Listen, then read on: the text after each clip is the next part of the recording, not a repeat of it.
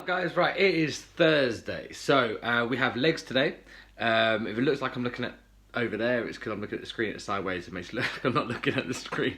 Anyways, we are ready to go to the gym. It is 9:45. Woke up this morning in 3.2, a little bit low, but because I went to the gym, exercise always raises my levels up, so that my focus is on just getting there and using that as to my advantage, if that makes sense. So I'm just going to get there, train, it will raise naturally instead of trying to get sugar or anything in. I'm going to let the exercise do the work. So pre-workout, I do use a pre-workout, not the strongest one in the world, but it's a bit of something that's basically called amino energy by Optimal Nutrition. That's the pre-workout that I use majority of the time. I find that it does the job enough, but again, it's not vastly pumped full of extra bits and pieces, so it's about sort of weighing up the. You can obviously go for, if you're diabetic, you can't go for a heavier stim workout, but you've got to bear in mind it might raise your levels, so you need to check that before you get carried away. Water, pre-workout kit all ready to go, and that's it. We're ready to crack on. We are here at the gym. We are training at DW Fitness today, so this is pretty much always the place that I train, but I will train at other gyms around Ipswich, where we live. The other place I train is Fortitude Fitness. It depends on what I'm training and what I'm doing, but I will train at both places depending. Sometimes it's nice to change it up as well, go somewhere different, different equipment, different atmospheres, different people and stuff like that. So but yeah, we are here today. We've got legs, so we have changed our training protocol a little bit, in the sense of split and also rep range and weights and stuff like that. So we have actually increased our rep ranges up, particularly on leg day. We're going for a lot more higher volume than heavier weight. So for example, squats, we are on 20 reps instead of sort of the standard 10 to 12 or even less. So we are just trying to go a little bit lighter, but maybe trying just to bump the numbers up a little bit, just to change it up. The body's got a little bit used to stuff, so we are changing it up. And then from there we've got obviously the rest of the workout. But from here, from the rest of the day, we're back catching up with my clients. Obviously, I work a lot with diabetics through online support coach role, as well as working on training, nutrition and all that sort of stuff. But to be fair, the main focus I get is general support. So got that this afternoon, and then we've got boot camp sessions tonight. So that's kind of the basics of today. But something I want to chat about, and it's been on my mind for a while. I thought, you know what, I'll put it into this video instead of making a separate one.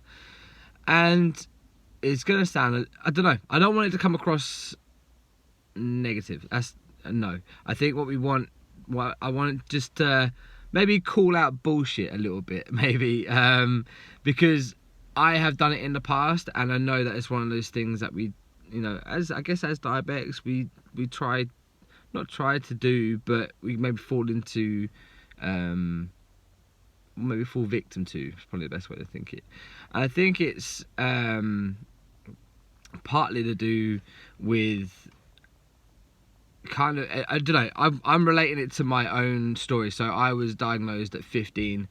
It was 24 hours. I went from a normal teenager to now with this like sort of lifelong,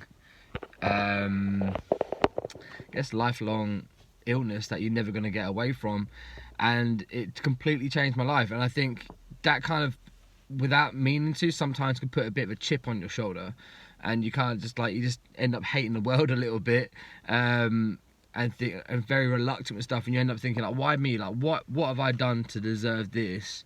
And you get into that state of denial about everything. You kind of shut off a little bit, and I think over that, for me, that's a fair reaction. But I think what happens then, I know I did, is that we draw that out and we use it as a reason to sort of hate or be negative about a lot of things, and I think, or like blame other people. And I think particularly when it comes to poor control, like when I was not doing well, I used to blame everyone else for my fuck ups, like my my choice to not look after it, I would blame other people. And I think that's what I'm trying to call bullshit on a little bit, as in, you know, it's no one else's duty to look after your diabetes. I think that's solely down to you. Yes, we have support systems in place. Yes, you can seek out other people to help you, but eventually it comes down to you wanting to change that, or you wanting to take control. And I think this is one of the first key point that we talk about when I start with a new client or a new diabetic client is, you know, taking control of it yourself and giving you a supporting hand to help do that. Because at the end of the day, when it all boils down to it, it's, you know, no one else is going to be there to do it for you. You have to do it. So I think what needs to maybe, you know, if you are finding yourself in that situation where you're, you know, you're hating your diabetes, you're hating how it affects your life, you're hating all this negativity surrounding it, I think there needs to be a moment where you need to switch that around and understand that that isn't going to get you anywhere. All it is going to make your life miserable, and understanding that it's okay to be in that situation and change things for the better. So accept the fact that it is there, that there's nothing you can really do about it apart from making it as easy as possible on your life. So I've spoken about it several times before on like lives and stuff I do on the page and that, but it's about having, like, say you've got like two lives. You've got like your normal life, which is the life you see without diabetes that you want, that then you have your diabetic life, which is your life with diabetes that you feel is the last thing that you want, and you feel that the diabetic life is pushing you away from the life that you want. Instead of seeing them as the same thing, you see them as two separate entities, if you see it like that.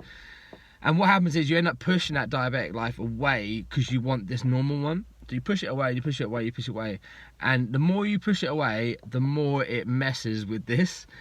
You know, the further you push it away and neglect it, the worse you feel. You know, less you can be yourself. Hypers, DKAs, you got like you know, poor health, poor nutrition, eye problems, you're lethargic, tired, no energy, you're not yourself, you're snappy, you've got mood swings.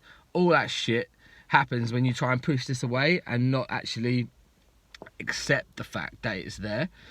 Now what we talk about sort of this merge effect is about bringing that diabetic life into what you see as a normal life and merging the two so that it becomes one to become.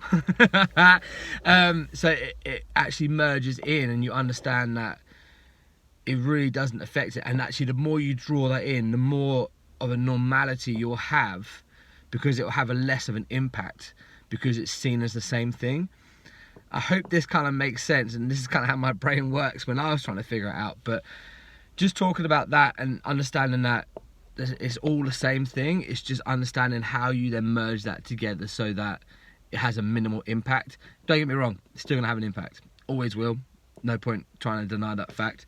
But understanding that it's okay to have that minimal impact is better than having a massive one, right? It's better than completely messing with your life than maybe just a few little hiccups throughout the day or the week, you know. So this is something I just wanted to touch on, but just purely because obviously coming across it a lot through diabetics and working with them and stuff, not calling you out, it sounds like I'm trying to pick a fight, but just bringing it back to understanding that yes, it is totally within your control.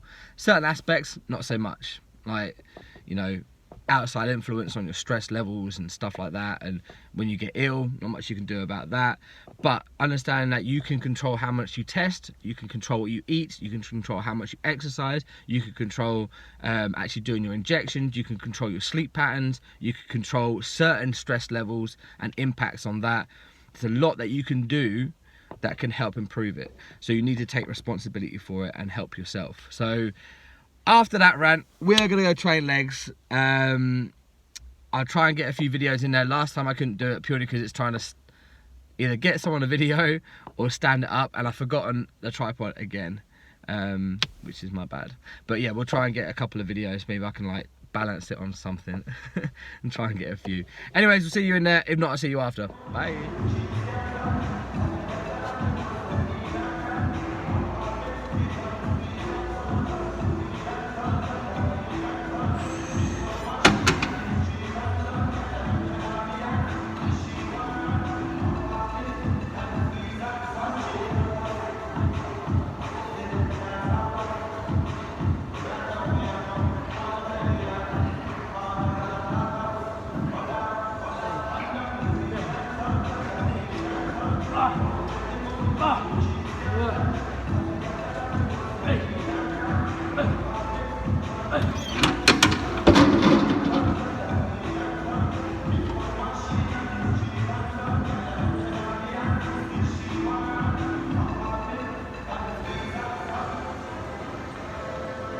Hey, right, we are back from the gym, back at the house. Just got to put some food on. So, this is going to be one of my carb meals for today, post-workout.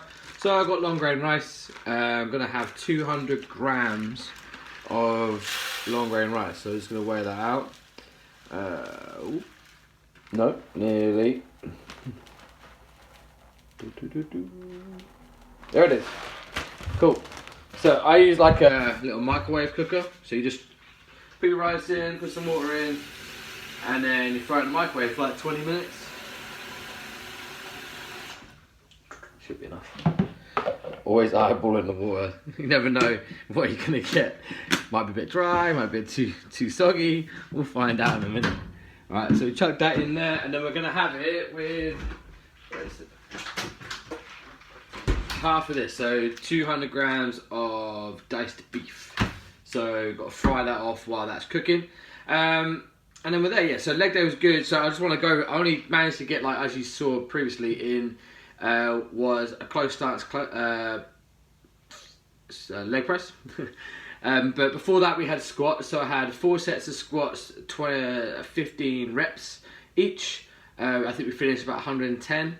I track it all on my phone via an app. So that's why it's a lot easier to remember that way. Then we went straight from that into the close stance, and we did 5 sets of 20 on that, finishing on, I think at the end there you saw 220.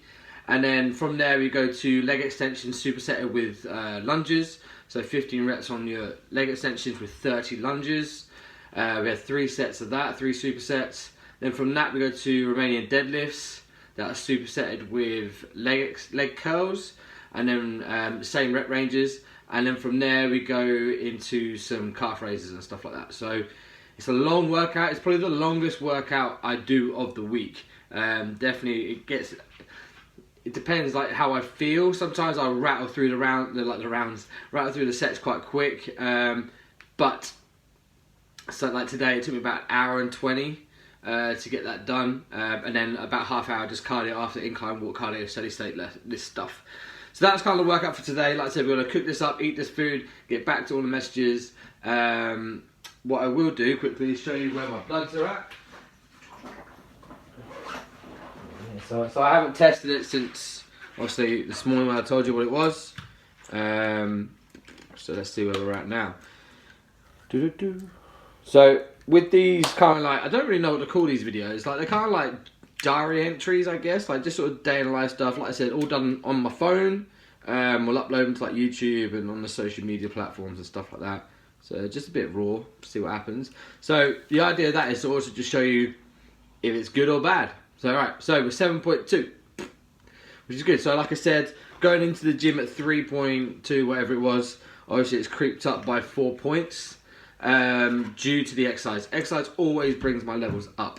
No matter what it is, so it kind of helps when it comes to knowing what I'm doing around exercise. It's always the same, so it makes it easy to adjust.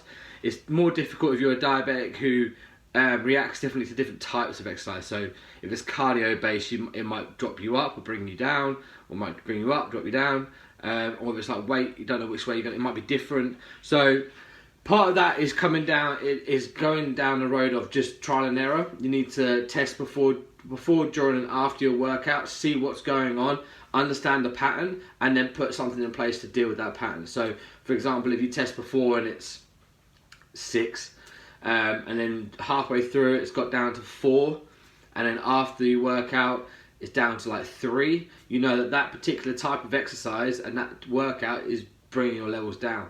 So I would then test again, do the same workout again, test again. If I get 2 or 3 of the same kind of like outcomes, then I know that type of exercise will always bring me down, and then I put something in place. So pre-workout meal must have some form of like slow GI carb in, or like a banana, something like that to keep you sustained throughout your workout. Vice versa, it's the other way, and you start at 6 and it goes to 8 and then goes to 10, then you know that kind of workout is bringing you up again. So that means you might need a few units before your workout. So this is kind of like the trial and error I went through. It's part of what we do together on the support program, is going through that process together, helping you implement a plan and a program in place. So, but that's kind of the process. You do have to kind of do a little bit of trial and error to figure out where you are and what's going on. All right, so we're gonna get this meal on, gonna get started, and then I might check out. Yeah, I don't know what's gonna happen for today. Hopefully check in. Maybe I'll probably next time I'll do a blood test. I'll show you where we're at. All right, see you guys in a bit.